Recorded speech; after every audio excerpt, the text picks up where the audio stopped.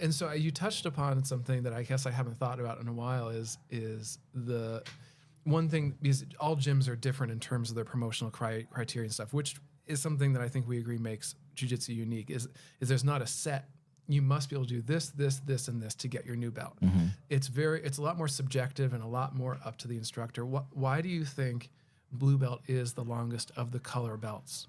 What is it about blue belt that makes that the longer and harder journey? I think it's just tradition more than anything. I think it's just that's the way it was set up.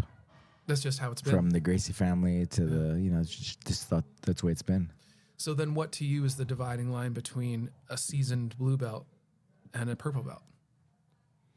I mean, the obvious one is the time, the time on the mat, right?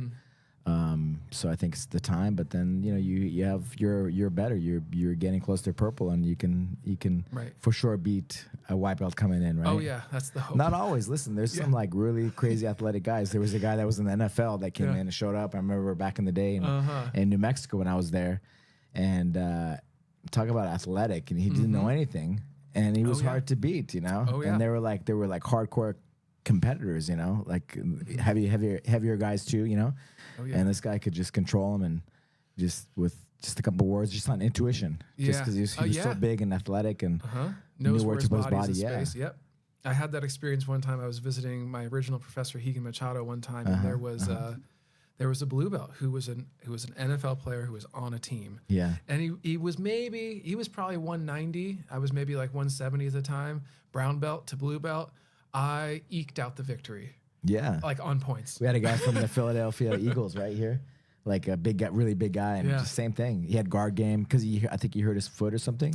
So he had to play guard, but he was able to keep training because of the guard, right? Yeah. He didn't have to be on his feet, but he was so good. He was so good. He could just watch and see.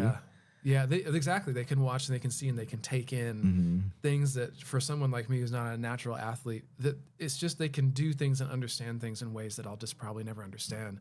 But the thing I remind myself when I say, for example, I have a really hard time with that incredibly athletic, maybe professional athlete blue belt, and like, oh man, I barely eked out a victory, and I kind of got down on myself, and then I remind myself, well, what would that fight have looked like if I didn't know jiu-jitsu?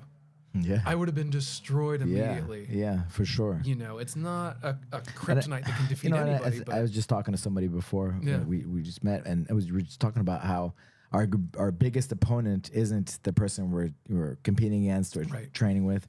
It's ourselves, right? Mastering ourselves, our thoughts, our bodies, our feelings, our emotions, right? Yeah. Negative self-talk.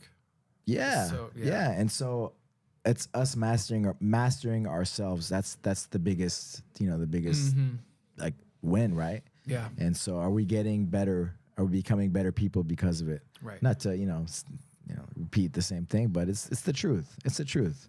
Yeah. I mean, I remember, I think it was a Carlson Gracie quote where he's like, saying to his fighter, I think it might have been, NHB, which, the old school MMA, right? But you may or may not win this. 1 second. Can you hear audio? Good?